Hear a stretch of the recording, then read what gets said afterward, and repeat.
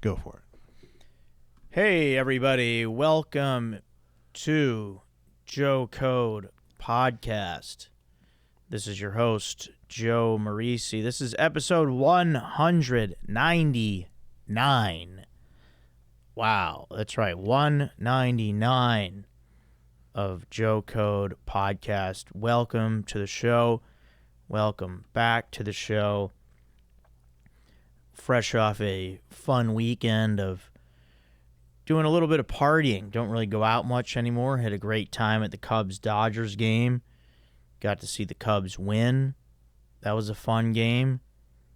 Aaron and I got to see Pete Crow Armstrong go off. He also had a day, however you want to call it.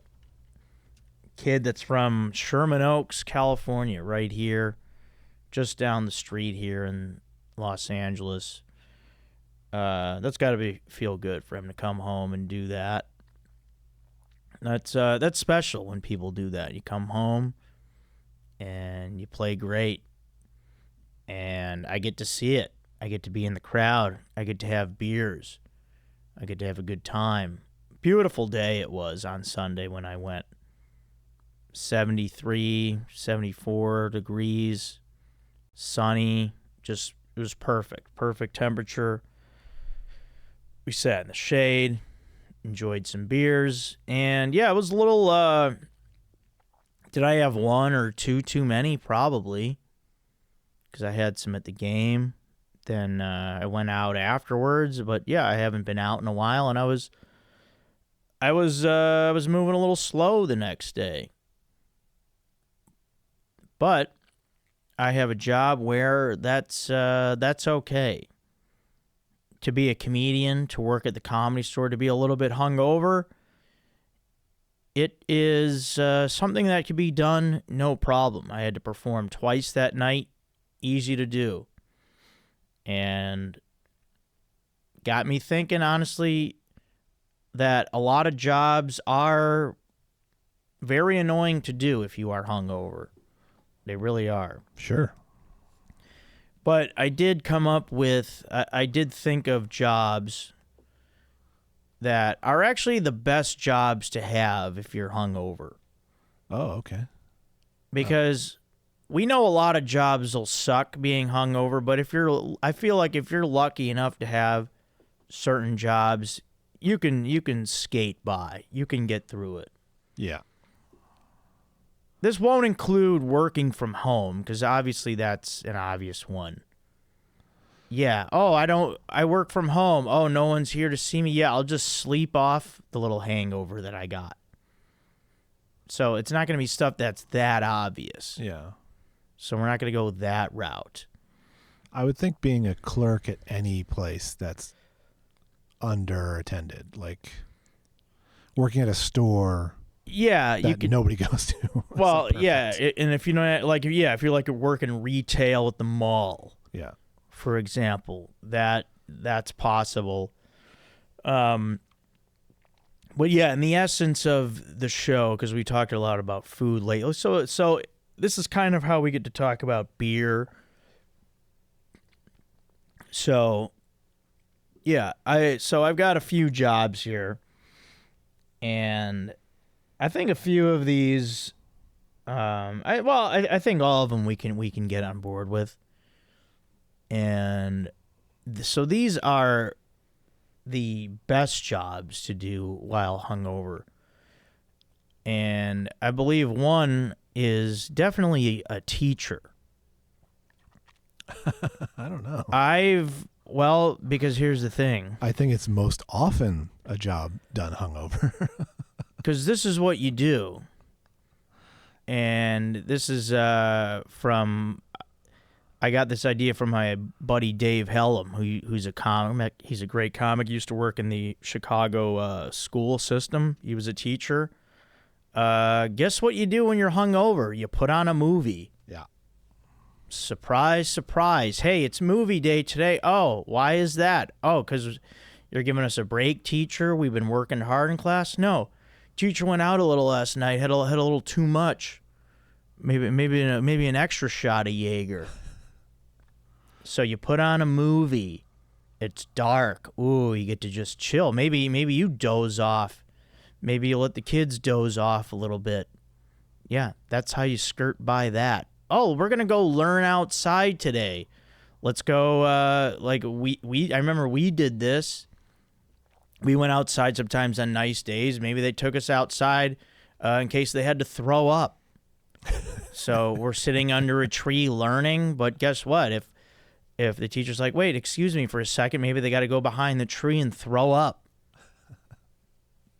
I've done it. I've thrown up a lot as a student, I wasn't drunk because I was a kid, but I threw up a lot in school. Oh, wow. Yeah, I think I was sick of their bullshit, sick of the indoctrination that they were trying to put on my head. No, I don't know. I had a lot of... I don't know. Sometimes I guess the breakfasts I would eat would not sit well.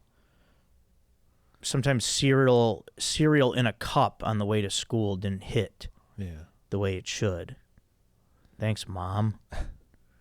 No, it wasn't her fault, but I went to the Jimmy Eat World concert last week. Oh yeah, how was that? Great, and but it was out in Pomona, so it was hell to get to. Yeah, even at 8:00 at night, still bumper to bumper traffic. Oh, that's almost cool. the whole way. But one of the guys I hung out with was a teacher, and he was like, tomorrow is going to, and he only had one beer that I saw, and he was like, tomorrow is going to be rough, and I let my students know in advance. Oh, well, I guess if you give them a heads up, that's good.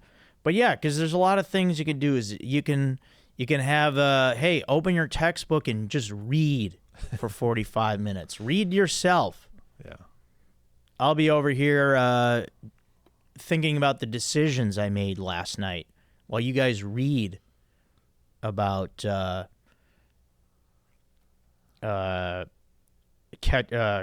in the Rye or something. I'm trying to think of a literary story, but or even a pop quiz. You could be a teacher and, hey, it's pop quiz time. Oh, we didn't know a test was coming. Yeah, well, I didn't know I was going to be hungover today, so guess what? Here comes a quiz. Get your pens out. Get your number 2 pencils ready. Get them sharpened. Man, we used to have those pencil sharpeners attached to the wall in school. Oh yeah. You'd stick it in and you'd like crank it. Yeah. But then they came up with the electric pencil sharpener. That was a great invention. Sure. Game changer. And the mechanical pencil. Oh yeah, the clicky ones. Yeah. Yeah, but those will break with any sort of pressure whatsoever. Yeah. Or you'd run out of the filling. Yeah, and then it goes away. But yeah, it was a fancy little pencil.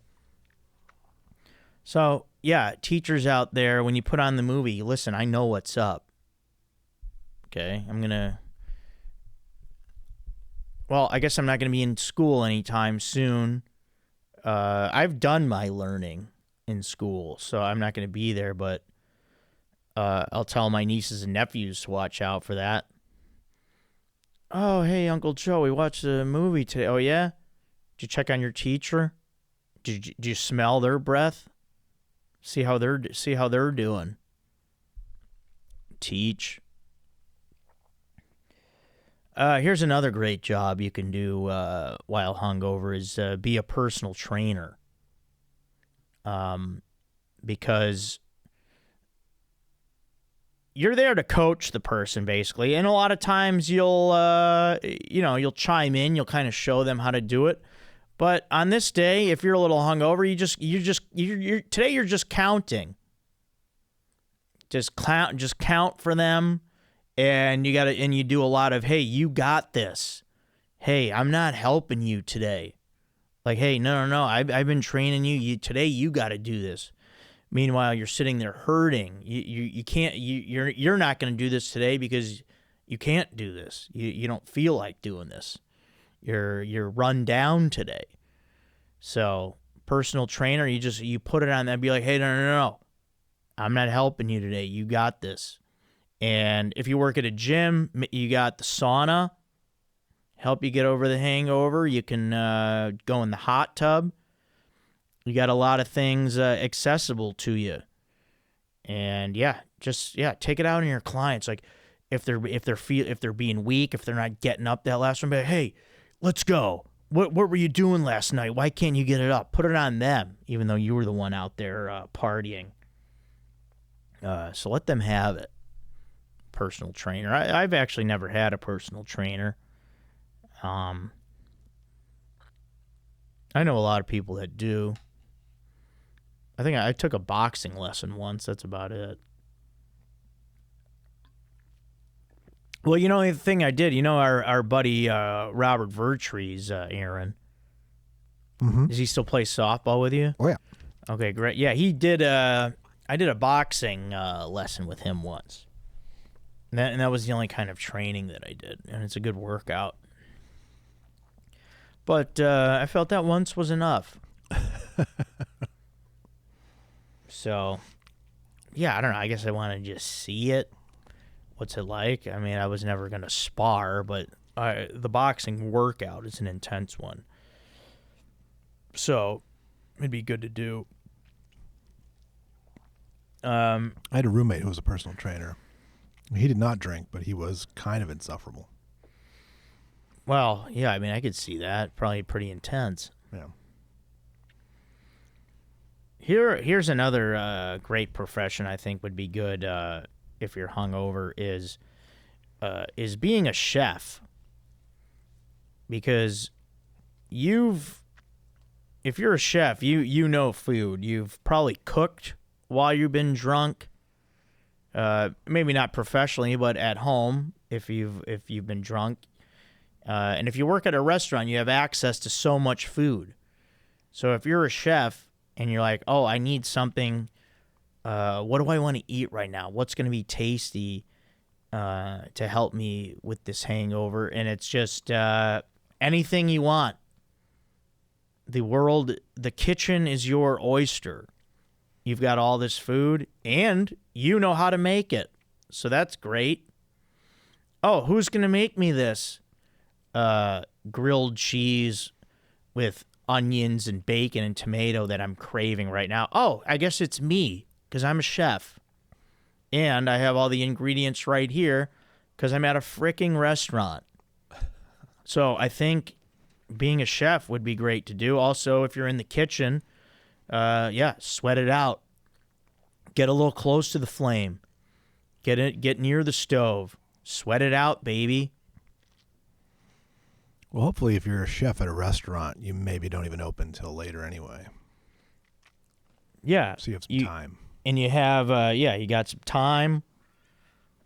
But I just like the idea of, and it's, I mean, these jobs also being, however, it can't be anything too physical. I mean, chef is physical enough. There's definitely a lot of upper body strength you need, a lot of upper body movements you need.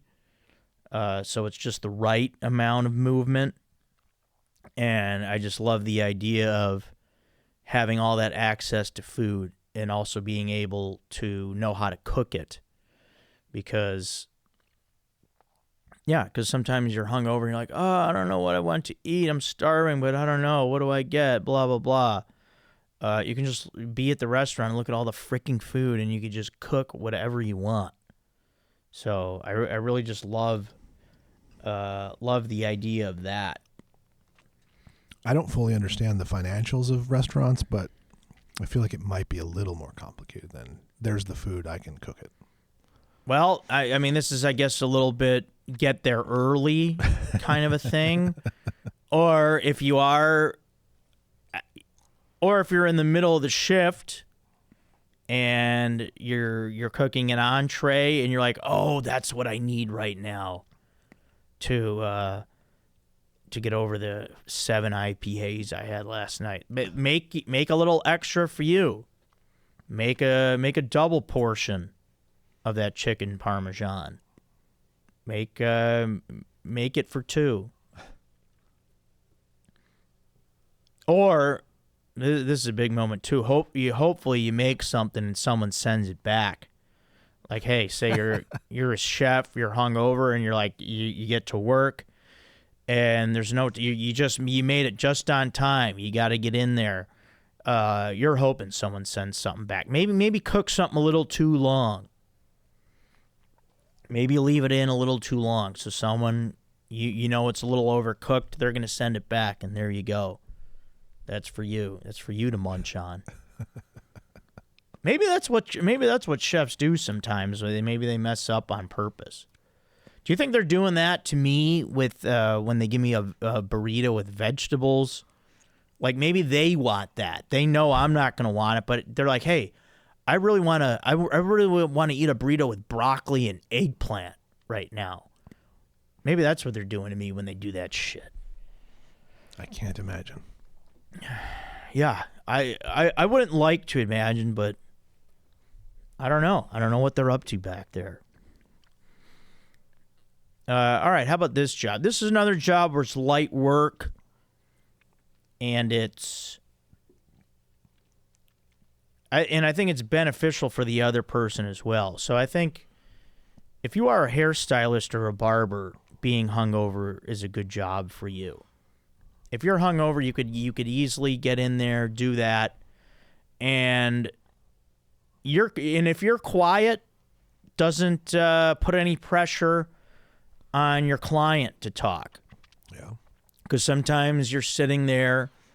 I mean, these are my days. I mean, I haven't gotten a professional haircut now in over 5 years. But a lot of times you're sitting there and you're thinking about what to say. Where do we go next? I feel like there's an obligation to talk when someone's rubbing their fingers through your hair. Oh, I don't feel obligated. Well, I think maybe the hairstylist or the barber does. They dictate it, that's for sure. Yeah, because it's like, oh, I'm touching his head. I should say something if I'm pulling on his hair and cutting it and rubbing their scalp. So now, as you were saying, Aaron, yeah, they dictate it. So if they're not talking, they're a little bit hungover today. They went out, had a little too many vodka lemonades. Maybe that was their drink. Maybe they had a little Tito's last night. Maybe they had some tequila shots. Well, my barber of a couple years ago, unfortunately, died of partying. Wow. So sorry to hear that. Yeah. In one night, or just his lifestyle? I don't know the full details. Unfortunately, we weren't that close. I heard through the grapevine. Damn. All right. Well, yeah, be careful out there with the partying. Yeah. Barbers. Yeah. Bring fentanyl testers. Yeah, please. If you're gonna, I don't even know why people do that stuff that has that. But I don't think they. Yeah, I think it's mostly a surprise. Yeah, that's awful. Yeah. But I also have this other barber here who's great, who is English is definitely not his first language. Italian? No, he's Japanese. Oh, okay. And I love the Japanese precision of the haircut. Oh, But I would imagine it's great. But we don't need to talk. It's great. Oh, isn't that convenient for you, Aaron? Yeah, it is. That's why I like him. That's why I left another guy. All right, yeah, I like. Yeah, maybe that's the key. If you want to get a haircut and you don't want to talk, find one that doesn't speak a whole lot of English, and then you don't even have to worry about it. It's true. All right, everybody. Yeah, don't do drugs out there. Find yourself a barber that speaks very broken English. So it's just a, hey, how are you kind of a thing, and then have a good day. The unfortunate tip. You don't tip. The unfortunate drawback of that is when I lived here in Burbank as a single man, and I went to the same lady for like years. Yeah. And then when I moved in with my wife, going to be wife, we moved away from that city, and I tried to tell the lady who cut my hair, hey, this is the last time I'm coming, like, let's have a moment. And she just didn't get it. And so that was unfortunate. Yeah, that's interesting. I don't think I've ever had that moment. Well, I probably have.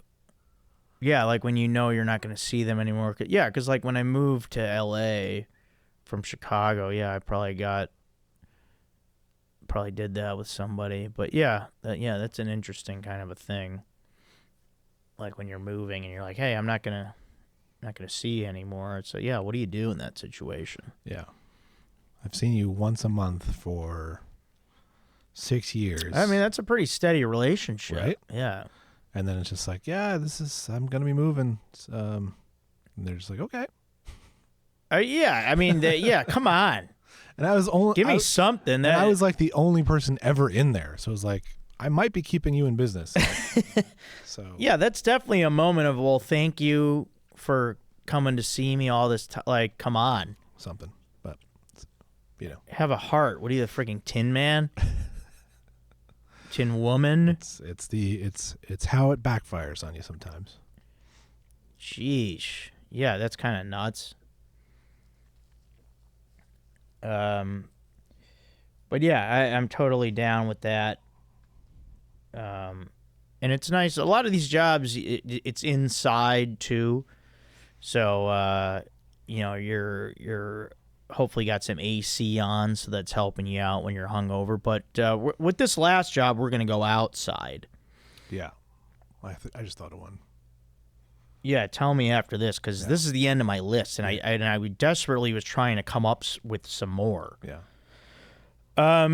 So now this is in any capacity, whether you work at a country club or even professional, but I think being a caddy is a great job to do hungover. I think that's really funny. I think it's not. Yeah, I mean, you're outside, you're walking, you probably have a hat on, you got some sunglasses, you're hiding your face. It doesn't matter if you look like a mess. You're in the background. You're the caddy. You're outside in the sun, so you're walking it off. It's light labor. You could have a little hair of the dog there. You're carrying around the clubs. You might you have access to snacks and drinks if you like. You can load up the bag with any kind of snacks you want. Put some protein bars next to the tees. Throw some little cheese and cracker packets in there by the ball markers in the bag. But yeah, I like that idea, because this kind of takes me back. I was never a caddy, but I worked at the golf range. So like a lot of jobs just in golf in general, you can be doing hungover. That's I mean, maybe even be a professional golfer hungover. You could do maybe. Let's ask John Daly. John Daly, yeah, thinking of you there, buddy. Yeah, I think along that lines. Yeah. Also on a golf course, but also just residential, landscaper. Yeah, I was thinking. I think landscaper. Yeah, it's a little loud. You might not want that. Yeah, that's the thing. But that you are largely left alone. Yeah, maybe more so a gardener. Yeah, because gardening, the tools are pretty quiet. Yeah, I think the loudest you got is maybe some shears, like. No, I don't know if that's the sound they make. The other one I thought of too. Yeah, what's that? Pool boy. Oh yeah, you could definitely be a pool boy hungover. Yeah, I think that a lot of them are. Yeah, any kind of summer job. I've never met a furniture mover who didn't look hungover. But they get the job done. See, that's the thing. Like when you do labor, like I've done manual labor jobs, and you do it hungover. I mean, it's a very bad experience. It is not good. But I feel like halfway through the day, though, like once you've gotten over the like, oh, this sucks, I feel like shit, and like maybe, I mean, it does help you because it kind of, you're basically working out if you're lifting stuff and sweating, and so it is helping you along. But in the moment, it is pretty miserable. But yeah, I like the idea of caddying hungover because, like back home, I knew a lot of guys that worked at the Park Ridge Country Club, there in the Chicago area, and yeah, I mean, you could easily do that hungover. That's a nice little job. Walking, yeah, it's great. Any kind of physical labor, no. And that's where we tried to stay away from with this list. And then, of course, there's a lot of jobs that suck hungover, but my this sucks for this week that I'm going to say, which sucks, is being a flight attendant hungover, I think would really, really suck. Yeah. I've flown hungover, and that is bad. And I'm just sitting there and like trying to sleep. If you're a flight attendant and you have to walk, and you know, walking on a plane is not always great. There's always a little kind of turbulence or something. It's not a smooth walk. You're a flight attendant. You got to be serving people drinks. You got to be collecting trash, even though you feel like the trash that you're picking up right now. And all in all, that's got to be a horrible experience, being a flight attendant hungover. That is one job that really stood out to me as a this sucks for being hungover. Wow, because my goal always is to fly, not hungover, and I'm just freaking sitting there as a passenger on the plane. But if you're on the plane and you have to work and you're hungover, wow, good luck there. Yeah. Maybe just do the announcement. Be like, hey, I'm gonna be the announcer today. Let me do all the announcements. You guys go get the cups and give out the stupid cracker that doesn't exist anywhere but here. What is that thing? But yeah, that's definitely one that stood out to me. So, well, also don't be a pilot hungover. Yeah, of course, don't do that, dickheads. Yeah, so that's basically it. I was trying to think of some more. It's very hard to come up with stuff. I mean, there's always, aside from the obvious of, work from home and, be the owner of the company so you don't have to go in or whatever, something like that. But I'm talking about, like, blue-collar kind of jobs. Yeah. Who would be someone who, like, works with, like, if they're hungover and they work with food that would make most people nauseous anyway? Like fishmonger or something. Oh, boy. Yeah, if you work in, like, a fish market or something. Yeah. Yeah, if you, I would not be hungover and work in the, what do they call that market in Seattle? The public. Oh, Pike's Place. Pike's Place? Yeah. Ugh. Yeah. Yeah, no. And in fact, I was in the car. I was with Kevin and JT yesterday, and we were in Kevin's car because we were going to shoot a little I saw this video. promo for our show. Yeah. Yeah, the guy just busts out fish in the back seat of Kevin's car. Oh. He's got a container of food. As soon as the top pops off, you just get that whiff of, the guy's out of his mind. One time before the holidays, I went and I picked up a bunch of, in Santa Monica, there was a great, Polish and German and Russian import store. So I went and picked up a bunch of sausage. Wow, that place is gone? I don't know if it's still there. I haven't been by in a long time. But I picked up a bunch, and then we drove down to San Diego in my then girlfriend's car. It was in her trunk, but still, it made the entire car smell like sausage. It was great for me. I would loved it, but she wasn't thrilled. Yeah, I mean, I would think at a certain level that would be a good smell. Yeah. But then maybe if it starts to go bad or something. No, it wasn't bad at all, but it was just a lot for tightly wrapped food. All right, yeah, you know what? I guess I wouldn't mind the smell of sausage. No. That's what I'm thinking, like, if you were a hot dog vendor or something like that, or at a hot dog stand, you'd be pretty psyched. Yeah, I think so. Not to be hungover, but your stomach wouldn't turn from it. Yeah, pizza chef, of course. Yeah. Under the umbrella of chef that I said earlier. All right, well, that was fun. Skydiver, probably not great. Skydive instructor. Yeah. Well, and then another one I thought too of in sports, which would be cool, is but this is like an elite level job, is like sports broadcasting. You could do hungover. Oh yeah. Any sort of talk radio job, obviously. Yeah, those guys clearly are sometimes. Yeah, that's definitely for sure. I'm sure some. I mean, I don't know if people do this anymore, but I don't even think it's. Is it even a faux pas if they want to have a drink while they're doing it? I don't think so. I don't think there's anything wrong with that. Nobody's getting Harry Carey hammered anymore. Yeah, Harry Carey famously would slam Budweisers, which is a great move. Yeah. So nice going, Harry. It's crazy to think that there's Harry Carey doing that, and then there's some guys who are like Phil Rizzuto for the Yankees would leave in the 7th Oh yeah. just to not face traffic. Just Oh, leave. he would. Yeah, there's someone else to take over, but Oh like, wow. okay, It'd well, be like, hey, so and so's taking over for the last.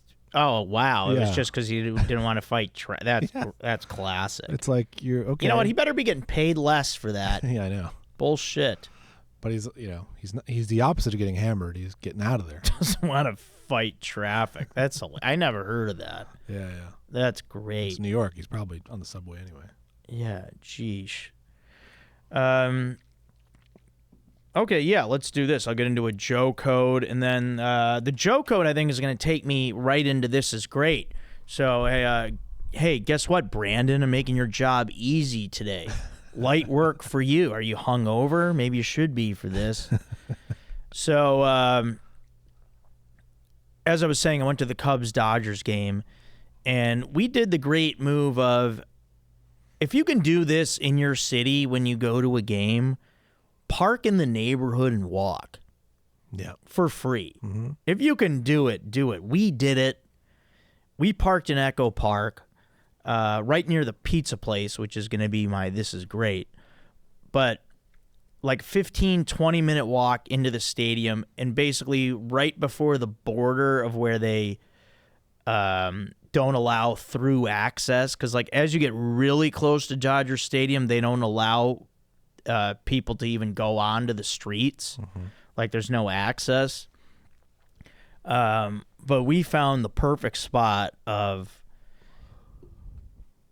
being just far enough from the stadium, but also still like within a 15, 20-minute walk. Yeah. Park for free. Yeah. Save $30. Right. Don't fight traffic getting out of the stadium. Mm-hmm. You kidding me?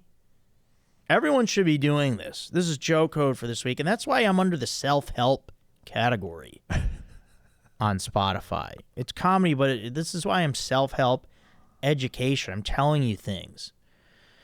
But see, if you go to it depends on what city you're in. Like if you're in Chicago, if you try to go to Soldier Field, you're talking about a 2-hour walk. Like you're not you're not getting anywhere near the museum campus. No. So it really all depends where you're. But you could do it in Wrigleyville.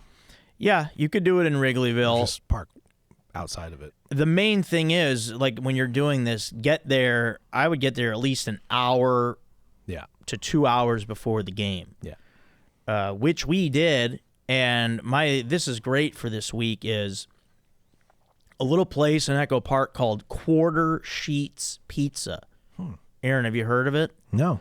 Fantastic. I actually first found it on my buddy Brooks Whelan. You know him. Mm-hmm. Yeah. Brooks Whelan posted them on his story on Instagram and showed the pizza. And I was like, wow, this place looks freaking great. And I just looked at their Instagram. They got tons of followers down there. And I just was looking at all the pictures of it. It's awesome. Quarter Sheets Pizza in Echo Park, up there with the best pizza I've had in Los Angeles. Like they do bar pies. They do like the Detroit style. A lot of different pies. And just delicious. It's called Quarter Sheets? Quarter Sheets. Huh. Quarter Sheets Pizza. Wonder what that means. This is great. Well, because they do like the Detroit style and the big like sheet. Square. So I think the square probably refers to like a quarter of a sheet or something like that. Oh, okay. So yeah, fantastic place, great little atmosphere, great people in there, and you don't have to wait in line at concessions at the stadium. You stuff your face with fricking. I had 3 slices of the square cut. I could have had 4, could have had 5, could have had 6. 6 is the whole pie. Probably could have done it. Yeah. Maybe should have done it, because then maybe wouldn't have been tipsy later on. But whatever. It was quarter sheets in Los Angeles. Shout out. Amazing pizza. Gonna go back. I was worried for you because the Cubs won the night before, 16-0. Yeah, it's And like so- save some for the. I was for the- worried, yeah. And it was a closer ball game, but they still. Yeah, they pulled it out. Yeah, Yeah, yeah. 16 is crazy. And it started in like the 8th or something. Yeah, I think they had 5 in the 7th, 4 in the 8th, and like 5 again in the 9th. Yeah, it was it's pretty crazy. So, yeah, that was pretty awesome. Against a team that spent $1 billion on their roster. Just saying. Yeah, that is wild. All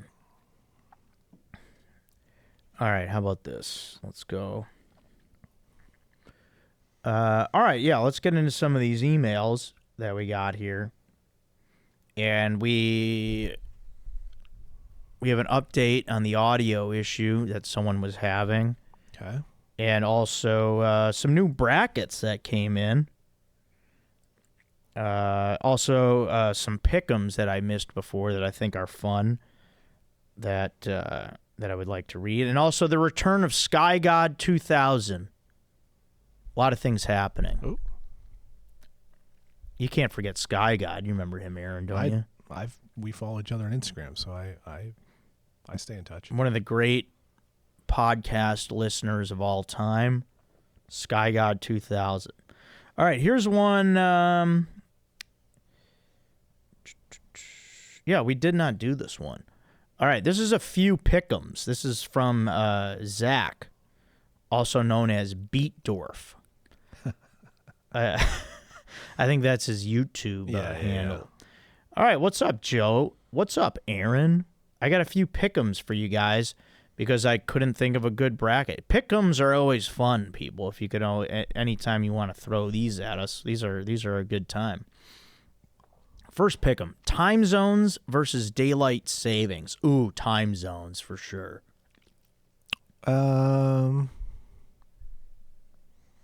I like time zones. Yeah, it just makes more sense for the world, but daylight savings is a better time wherever you are. You don't want to go back to standard time. You want daylight savings. That's when we have more daylight.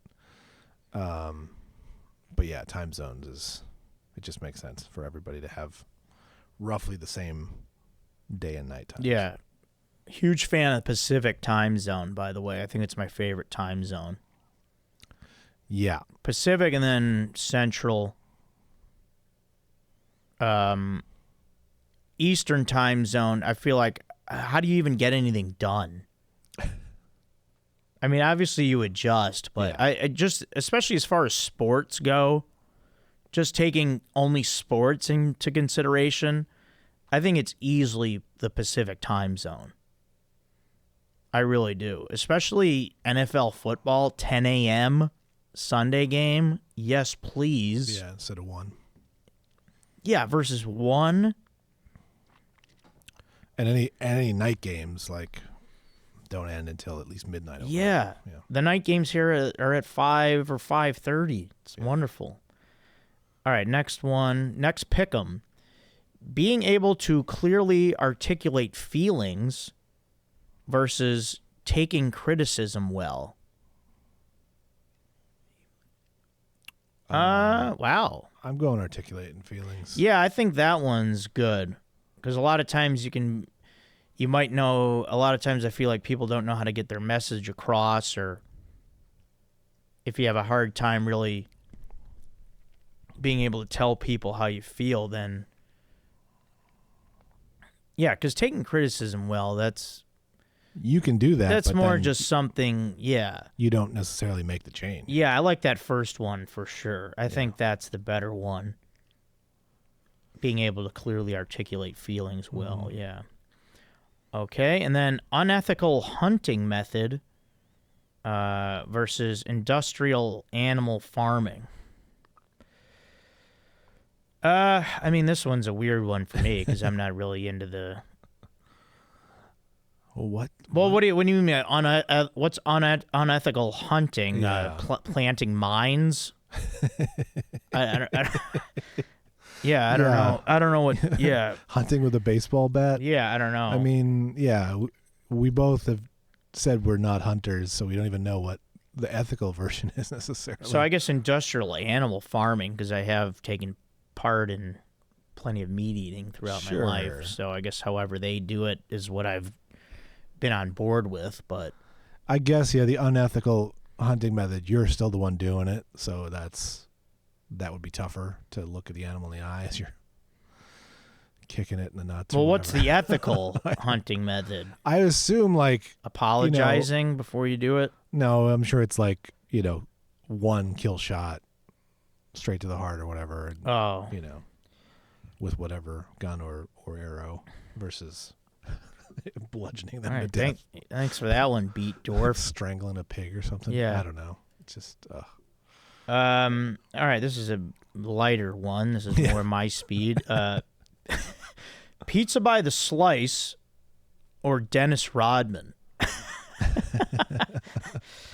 Wow, that's great.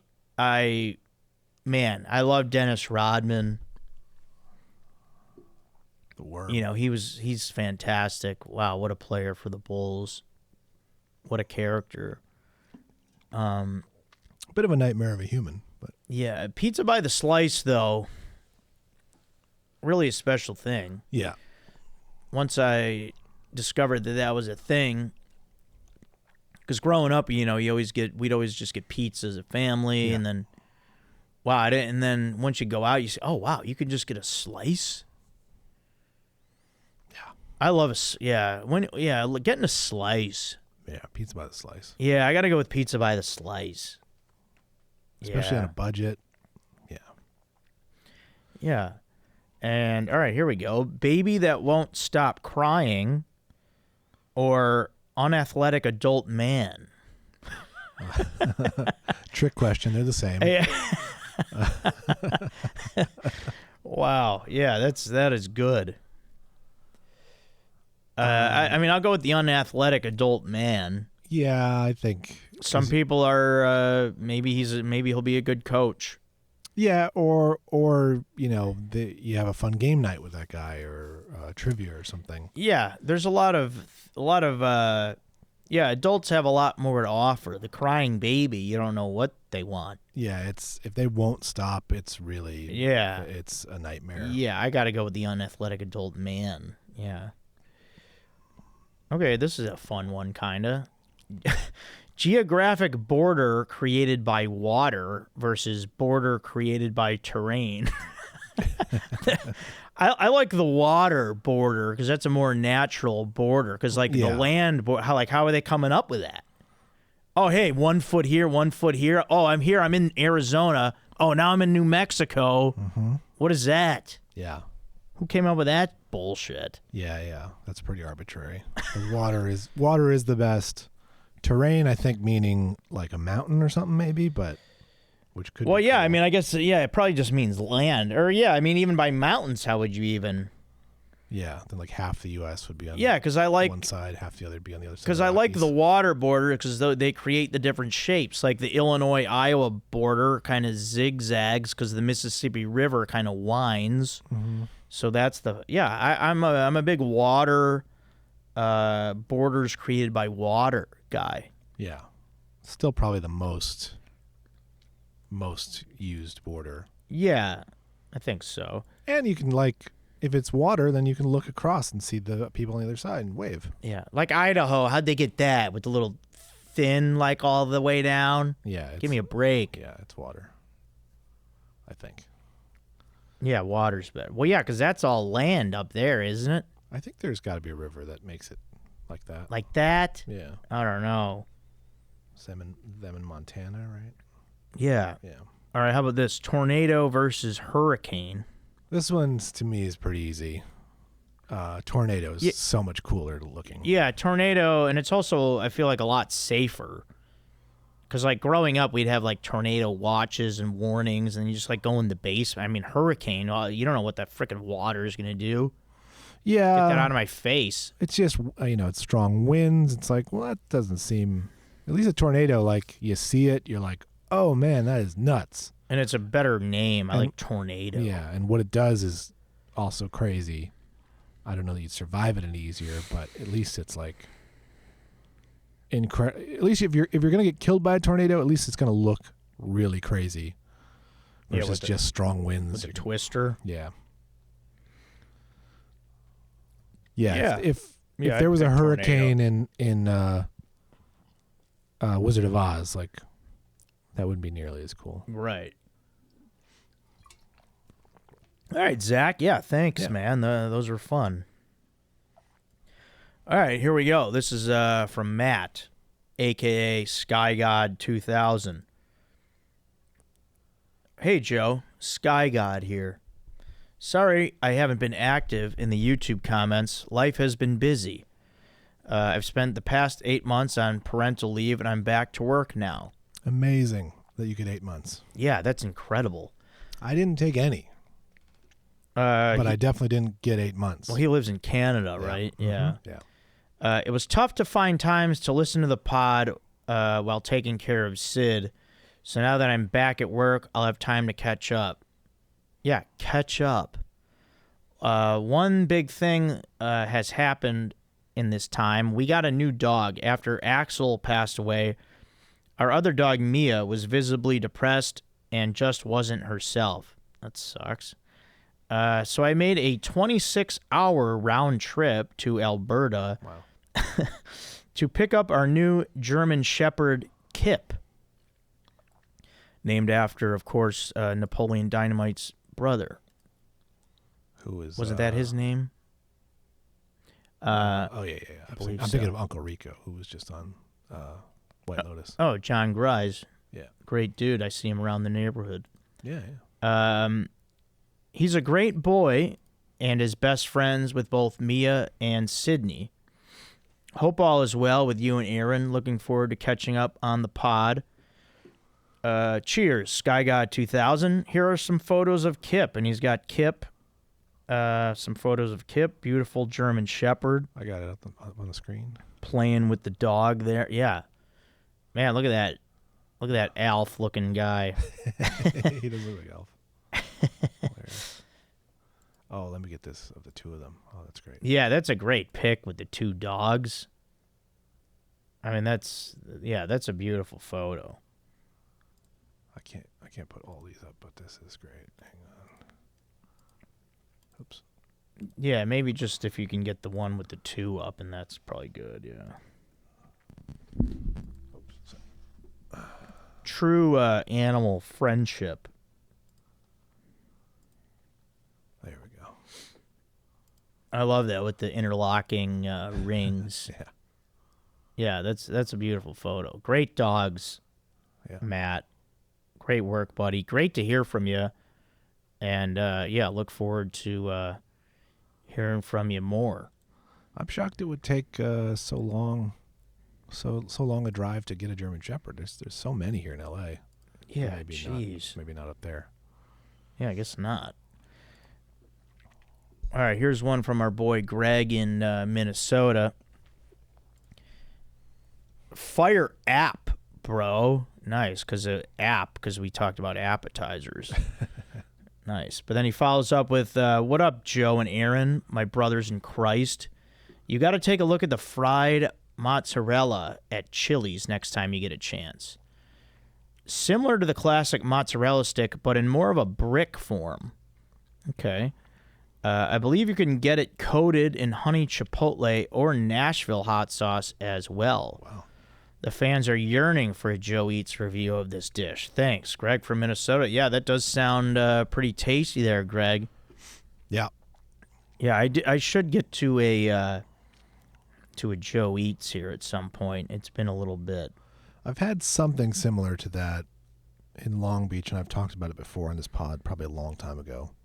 But it's a place called Domenico's, and you get like a mozzarella stick, but it's like a log. It's thick. Oh yeah, huge. I think you have. It's fantastic. It's almost like a breadstick size, but like mozzarella stick kind of a. No, it's wide. It's crazy. Yeah, it sounds it's like crazy. Almost. I'm not quite a burrito, but like, it's on another level. Yeah. Yeah, I'm down. I wonder if I could find a photo online. All right, and then we got a couple bracket ideas, and yeah, I think we'll do one of these. There's pretty cool ones here. All right, this is from Ben, and Ben gives us here bracket, best sports moment of all time. Hey Joe, I can't remember if you've done something similar to this in the past. No, we have not. But I spent some time crafting the best 16 sports moments of all time. Please do your due diligence and research on the soccer ones. Okay. Also, what is your advice for someone to get better at running? I don't know. What do you mean better at it? Faster? If you're talking about faster, you just have to. I don't even know.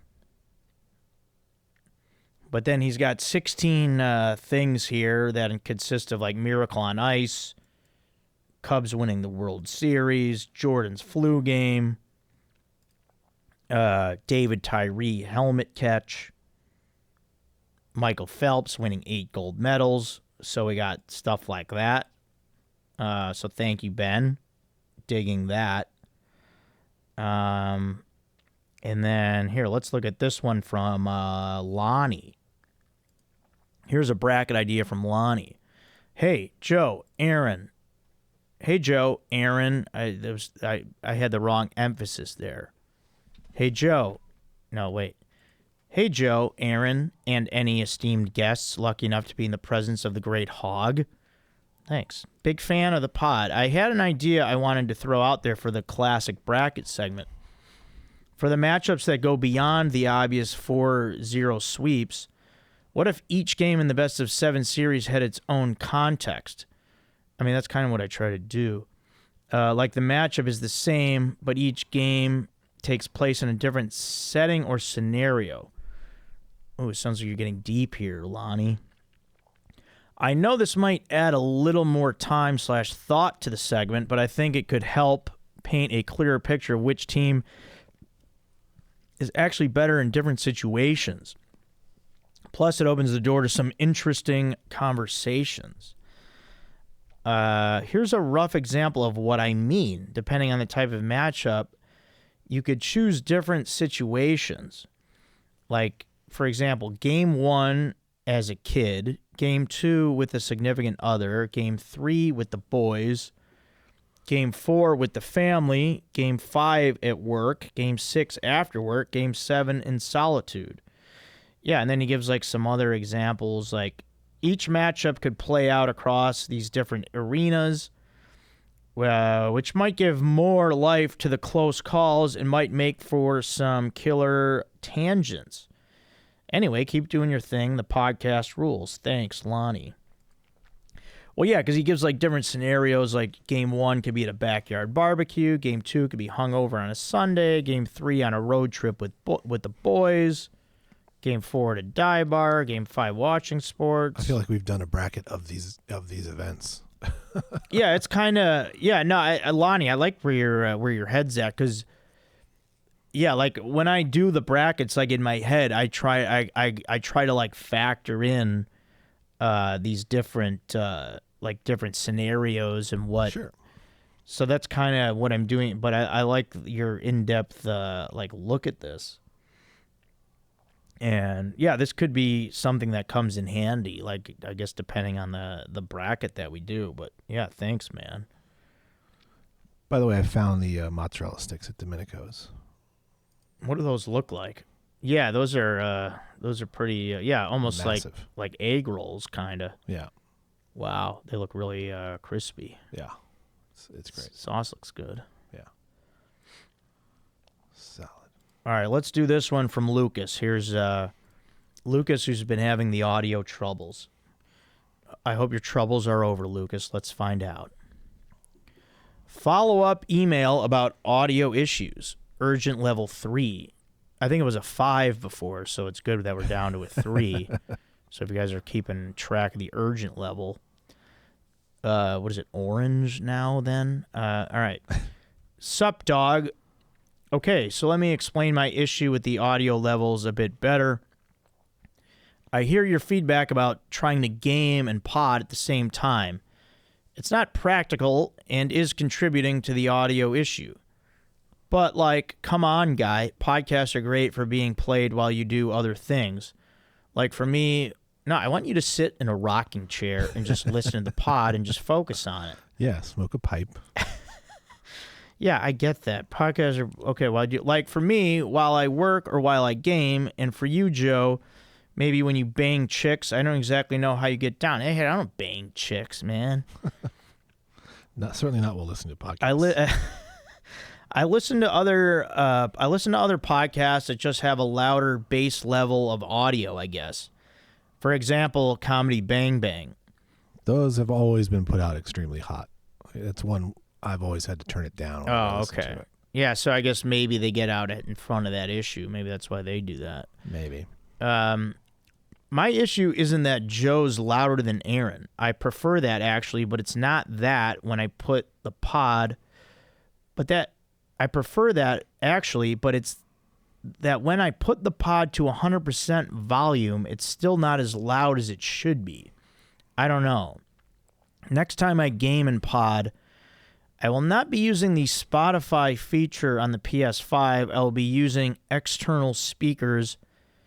That hopefully fixes my issue. I think it will. That's me personally.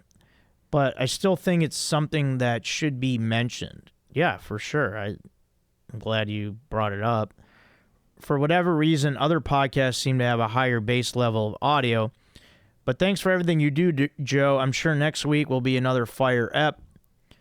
Yeah, thank you, Lucas. And P.S., if you were in the Matrix universe, would you take the blue pill or the red pill? So, yeah, I think, Lucas, I think the speakers will help. But yeah, you know me. I take the pill that's the one that's not going to keep me ignorant.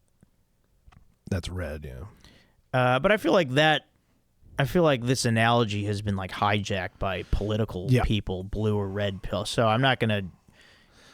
Well, it's been hijacked by the conspiracy community. But you've been red pilled. Yeah, I think. Yeah, I don't know. I guess in that sense, yeah, just the one where, like, I'm not afraid of the truth. I can handle it. I prefer it. Yeah. Give it to me. But yeah, let's get that settled, Lucas. I hope. Yeah, I guarantee it's something with the PS5 and the Spotify from the PS5 and the gaming. Yeah, I think the external speakers will help. What do you think, Aaron? Potentially, depending on how good they are. I wouldn't trust running an app while you're gaming on the same device, but if you had headphones in or your Bluetooth headphones, it should work. I don't know. Yeah. I'm curious though, because I've raised the volume of the video recently, so I'm curious if that fixed it for anybody. And I'm trying to be closer to my mic for those differences between our voices. Yeah, I mean, I feel like we're clicking audio wise over here. I don't see how it can be bad. Yeah. I don't see a universe of it. Yeah. Well, bad is relative, and It all depends on what you're listening on and how you're doing it. Yeah. All right. Get a load of this one. Here's from Jack. This is really good stuff here. I like this. 90s retro uniforms bracket. Hey, Joe, Aaron, and I did that wrong again with the emphasis. Hey, Joe, Aaron. Hey, Joe, Aaron, and any esteemed guest. I have created a 90s/early 2000s retro uniforms bracket that I hope you will enjoy. While I appreciate a classic uniform that stands the test of time, such as the Cubs or Cardinals, I think this era brought us some of the most fun and iconic uniforms, most of which are extinct, so I have created a bracket with some of my favorites. Also, I am a longtime listener and big fan of the pod. Thank you, Joe and Aaron, for always making me laugh and brightening my week. So he's got MLB, NBA, NFL, and NHL teams, just 4 in each. And then he's got visual keys to go by, which helps us a lot. Yeah. But we've got, so then I guess we could do like an overall winner after these. But we've got Florida Marlins Aquas. We've got the Montreal Expos Powder Blues. And then a bunch of others in the visuals there. You know what? I like this a lot, Aaron. I think we should get into this one. Right now? Yeah, what do you think? We just have to download all this stuff. But yeah. Oh, are the photos I mean, I guess we don't. I mean, should we show the photos on the screen? Yeah, I think so. Okay. All right, well, let me read them off to get them in people's heads. Okay, I'll start downloading. Okay, so, all right, people, this is 90s retro, or also early 2000s retro uniforms bracket. So, in Major League Baseball, it's Florida Marlins Aqua uniforms against Montreal Expos powder blue uniforms. And then you had Tampa Bay Devil Rays, back when they were the Devil Rays, black uniforms versus the Houston Astros rainbow uniforms. So people that know sports, I believe you're starting to picture these in your freaking heads. And then from the NBA, you had the Toronto Raptors, the graphic Raptor uniform versus the Utah Jazz, the Purple Mountain uniform. And then you had the teal Vancouver Grizzlies jerseys against the classic green and yellow of the Seattle Supersonics. And in the NFL, you have the Tampa Bay Bucks with the old creamsicle uniform, and the Houston Oilers with those light blue ones. I like those. And then Seattle Seahawks, the old green and royal blue, against the Denver Broncos with the horse helmet with the D on it. And then the NHL here, yeah, you have some teams that are no longer even there. You got the green Hartford Whalers against the Phoenix Coyotes, I guess it's called the Kachina Coyote logo. And then another team that's gone, the Quebec Nordiques, one of the funnest names, in royal blue. And then against the New York Islanders, the Fisherman's logo. What's that? The Nordiques are the Avalanche. Oh, yes, that's right. Yeah, they went to Colorado. All right. Yeah, Aaron, are you able to display these as we talk about them? Yeah. Yeah. All right. Yeah, and I feel like this could be like relatively quick, actually. Yeah. Because we're just going off the visual here. Yeah. Okay. So the first matchup is the Marlins Aqua versus the Montreal Powder Blues. There we go for visual reference. See, now with the Expos, if we're talking about like just the hat, I really liked that hat logo. I when that Marlins uniform first came out, I remember being a kid, and I'm not sure if I was on the Marlins, but I really liked that, and I'm like, no, I wasn't. Maybe my sister was on softball. But when that uniform came out, I was like, I love that. With the little marlin and behind the F on the hat. Yeah. And the aqua. I really like that. Yeah, or teal. Teal would be the color I think they would use. Yeah. The Expos. Teal was huge in the 90s. Yeah. Yeah, I think, why were we so into that? I don't know. It's like it was discovered or something. So I like that better, and I really do like the Expo, the logo. I mean, if we're going off maybe just the hat, but even I like the marlin on the hat. Yeah, I'm going to go with the Marlins. I'd say 4-2 wins it. What do you liking, Aaron? I like the Marlins as well. A lot of teams went with that baby blue. Yeah, I feel like the Expos had a better uniform. I don't know. I mean, this is probably the ideal Expos. Is that the classic? But it wasn't that unique at the time, I don't think. Yeah, I'm really into the teal. Yeah. The teal's really drawing me in. Yeah. And they even had a pinstripe version of it. Yeah. Yeah. Do you think it's close? No, I think it's 4-2 Marlins. Yeah. Yeah, I like that Marlins. Good throwback. Yeah.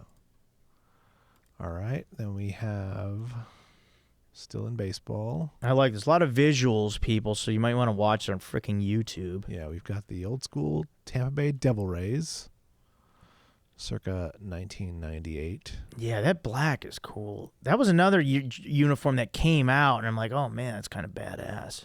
Yeah. They eventually pulled the word devil out. Yeah. Because they thought that was bad. Yeah, it is bad. Even though it's what the Ray looks like. It looks like a devil. Yeah. Versus the Astros. They call it a rainbow. I'd say it's more of a sunset. But this is like the 70s and 80s version. I wore this Astros my last year of Little League. This is close. Yeah, I wore something similar. Like we had all-star uniforms. Bragging, maybe Yeah. all-star team. Yeah. That were like kind of like similar, like that kind of rainbow. I do like the black. This is close. I'm gonna say 4-3 Astro. There's something fun about that. Yeah. Those different colors like that, and like the rainbow and like the sunset vibe. It's like the Texas sun. Yeah, I think ours were navy with this. Oh yeah, I could rainbow see and that. So yeah, I'll go with the Astros 4-3. Okay. All right. Well, how close for you? I think it's 4-2. Astros? Yeah, 4-2 Astros. Yeah, I didn't really love this Devil Rays one, to be honest. I think they've gotten better. Yeah. Since this. All right, next matchup is the Toronto Raptors versus the Jazz. Okay, this is close. This is both purple here, people. Those were the Jazz uniforms back when the Bulls beat them back-to-back NBA championships, 97, 98. I'm just pointing that out. That Raptors purple really pops though. And I like the Raptor dribbling the ball and his freaking what do you call those? The spikes on his feet coming out of the shoes. His talons. Yeah. Talons. Yeah, there's something badass about that Raptors jersey. And I like the black and the white kind of like jaggedy line. Yeah. Yeah, I mean the Jazz thing is cool with the mountains, but Yeah, I'm saying gentlemen sweep Raptors 4-1. That purple just pops. The Raptor is fun.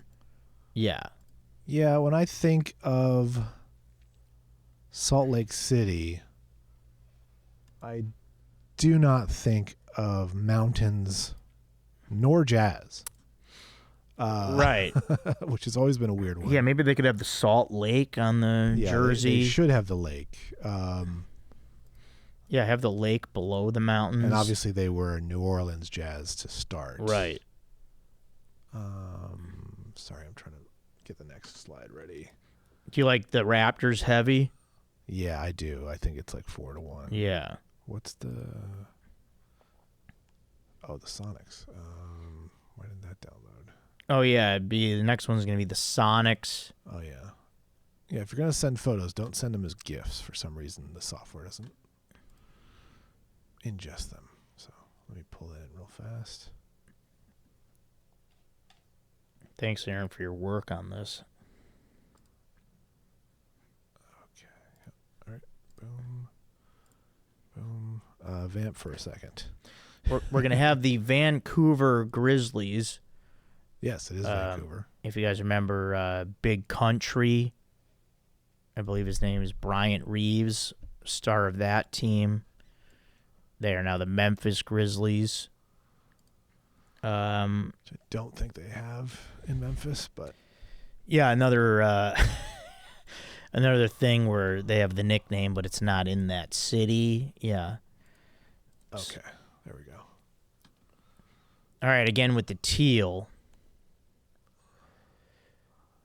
I don't know. This one's a little bit tougher. Yeah. I do like the grizzly bear on the shorts. Yeah, that is fun. Yeah, the Sonic, those were pretty cool.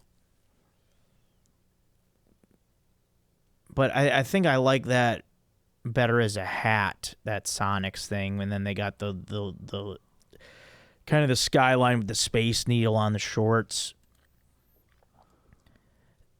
Yeah, we're awarding teal here today. I really, that original Vancouver Grizzlies logo was cool. I like the kind of the outline on the jerseys as well, and the shorts, and then the grizzly bear. The Sonics thing is cool for nostalgia, but I don't know, green and yellow. It's honestly not great. I mean, maybe it's more cool. Like if the Seattle Supersonics still existed, I don't know if it would be. I mean, the Memphis doesn't, but Yeah, they both moved, which is crazy. Well, yeah, the Sonics became who?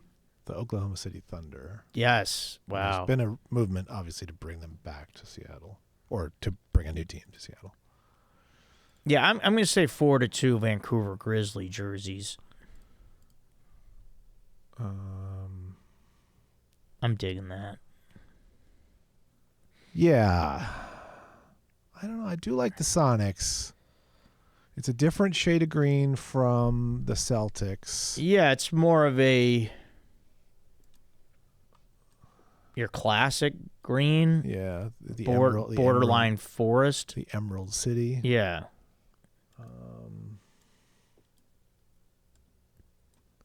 But what are you going? What do you think? Are you picking them? But there is it's kind of basic, the font and everything. I kind of like Memphis's font. Yeah. And the trim. Yeah, the trim is great. Yeah. And then the font of the Grizzlies and the Grizzly Bear. I think this is closer. I'm going to say 4-3 Grizzlies. Okay. Yeah, teal. We love teal. Yeah. Can't stop teal. Okay. The next matchup is football. Oh, yeah. Now we have the NFL. We got the Buccaneers versus the Oilers.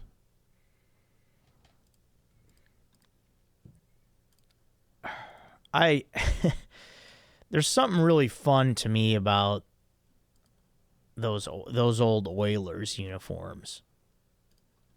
I like the oil well on the helmet.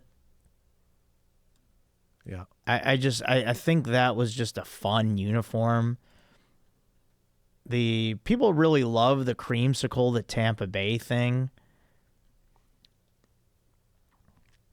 I think there's a better visual of that. I don't know if that...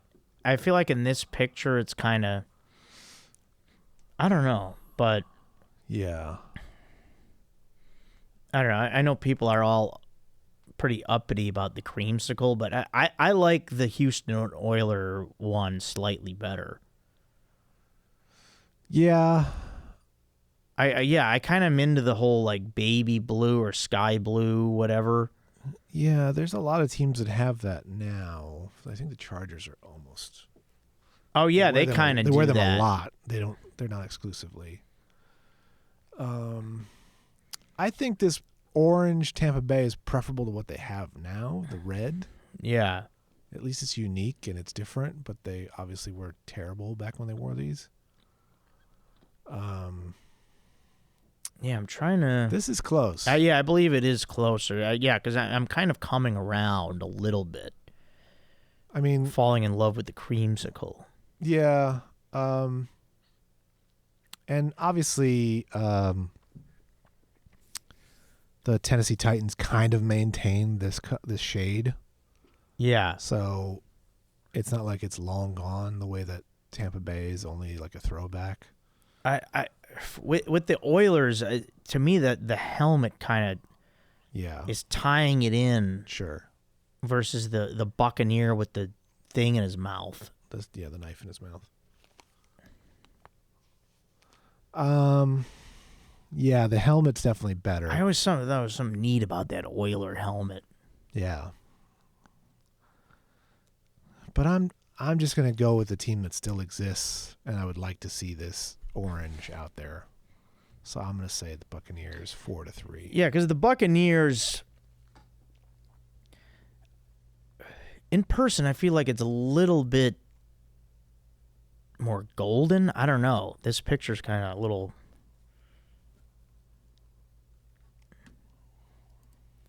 Yeah, I guess in the essence of fun, and it just you don't see it anymore. All right, we'll go with the Tampa Bay Bucks. 4-3, very close. Okay. But the Oilers are right there. Let me just fire up this next hockey. Couldn't have gotten any closer. All right, now we got a couple NHL matchups here. NHL here. Let me come back to you. And one of these I really like, and I think could go far. Yeah. Okay, we've got the Hartford Whalers versus the Phoenix Coyotes. Okay, I love those Phoenix Coyotes jerseys. Oh, I did not see that coming. I love them. I think that all of it. There's some. The whites are spectacular. The blacks are great. Even that one down there with like the desert. I'm having fun while looking at that. I love it. We skipped the second NFL one. Oh, all right. The Hartford Whalers one. It's a cool logo, but it's just a little bland to me. The logo is really cool because if you look at it, there's an H in the negative space, the white between the whale tail. Oh, right. Yeah, I never even noticed that. Yeah. Hartford Whalers. Okay. And then the W right below that. That's pretty cool. That is cool. The logo in itself doesn't look like a whale, but it has the tail. I think that coyote's badass. I've always thought the Coyotes look kind of weird. They're still there, aren't they? No. That's what I was thinking. They moved to Utah. They're the Utah Hockey Club. Oh, that's Utah Hockey Club. Yes. I didn't want to say it, but I had a feeling they're not there. I'm giving it to them especially because of that. I wish... But I love that. I think those are fantastic jerseys. I might buy one. I love that Coyote. He's got a hockey stick, too. He's playing. Yeah. 4-1. Wow. Phoenix Coyote throwback jerseys. All day. Okay. And if I didn't see that H and the W, it might have been a sweep. See, I like the green and the white. It's colors that aren't represented much in the NHL. It's not saying anything to me. Those Coyotes jerseys are talking. Yeah. I hear them. Well, at least it's the Coyotes and not the Minnesota Wild, which everyone hates their jerseys apparently. Oh yeah, I'm not picturing those right now, but I thought those were pretty cool. Yeah, they have a big like giant bear head on it. Oh yeah, A lot of yeah. people didn't even understand was a bear head. But I like this better. Yeah. I don't know. We might split on this. Wow, you think so? Yeah, I kind of like the green and the colors are kind of clashing. I don't hate the Coyote, but the colors are kind of clashing on the Coyotes one, and the Clash trim, of the Titans. and the trim's kind of weird. I couldn't see myself wearing this as a jersey, or even like what would the hat look like? As a fan, like I don't know. I don't know. Versus the Hartford. I mean, I know people wear the Hartford Whalers stuff. Matty Chimbor. Yeah, I mean, if you, see, like that, the hat might be better, but I mean, if I'm just talking the jersey, like I would wear that black one. I don't know. I think we're gonna split on this, and I don't. It's not close to me. I think it's Hartford 4-1. Oh wow! All right, it's 4-1 for me the other way. Wow. All right, we'll pick that up later. Yeah, this would be good for a guess. All right, so That's two for other sure. matchups.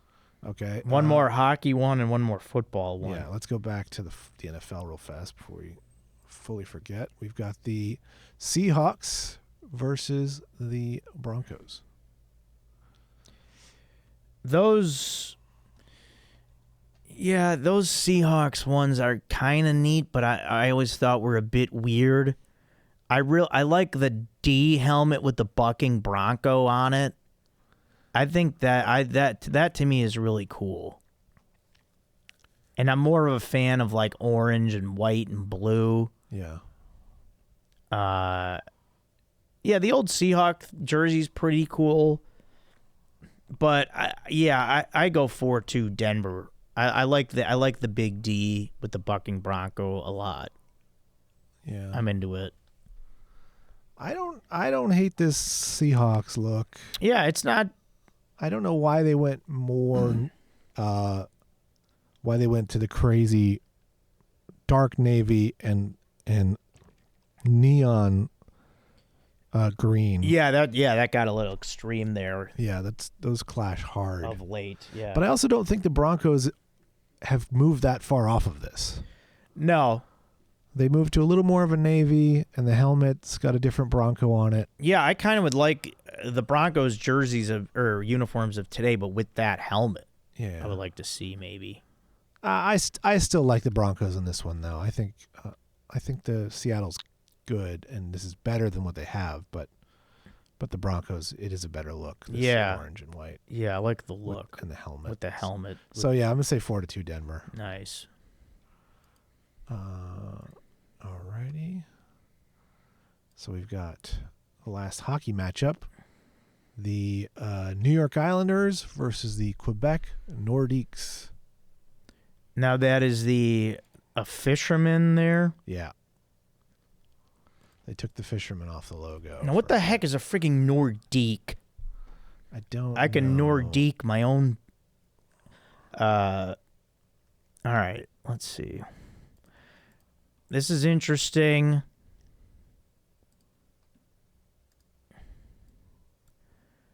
I don't know. That whole wave thing on the Islanders jerseys is throwing me off. You know what I'm talking about? Yeah. I don't know. The Nordique thing is kind of... I'm kind of liking it. It's abstract. It's like, what is that? Is that like an animal? I don't think so. Because, like, what is that logo? There's a hockey stick. It's a hockey stick. With what? A barn? Yeah, I don't know exactly. And then you have almost like the New Orleans Saints kind of a thing. Is it the letter N, maybe? Kind of? I guess, yeah, for Nordiques. Oh shoot, we gotta get out of here. Yeah, we'll wrap it up after this. I like the Nordiques. I think that's a fun. I'm having fun with it, yeah. trying to figure it out as opposed to being turned off by it. Yeah, the Islanders. It's almost got like a I know what you did last summer vibe with the fishermen. I mean, I'll say the Islanders. At least it is what they are, and the Nordiques. We don't really know what that is, but the colors are better. With the Nordiques? Yeah. With yeah, the Nordiques. I'd say, yeah, I like it. I like them big. I like Nordiques 4-1. Yeah, I'll go with that too. Even though I do think the Nordiques, when they became the Avalanche jerseys are very, very cool. Oh, yeah, for sure. Okay. All right, so we got one tiebreaker. Jack, thanks a lot for sending that in. Yeah, That's awesome. And the visuals. You did some work. That's yeah, nice. Appreciate that. Yeah, so people, to really get into that bracket, maybe watch it on YouTube. You'll see all the old jerseys. So yeah, that was fun, Jack. Thanks for doing that. And yeah, thank you guys out there. That's going to be this episode of Joe Code. I'll report to you guys how the show went. We got the show tomorrow night at the Comedy Store. We'll keep you guys in the loop on the next. Well, actually, the next Bros Before Joe's show is going to be Friday, May 23rd at 8 p.m. at the Comedy Store. We'll have that ticket link up soon. It's Memorial Day weekend. Yeah. Is it, or is it the weekend before? I believe it's the Friday before Memorial Day. Okay, perfect. Yeah, that'll be good. And then, yeah, subscribe to the YouTube channel, guys. Join that Patreon, patreon.com/Joe Code Podcast. Only $2 a month. Appreciate the support. Thanks to Aaron, and thanks to all you guys out there. We'll talk to you next time. This is Joe Code Podcast. I'm your host, Joe Marrese.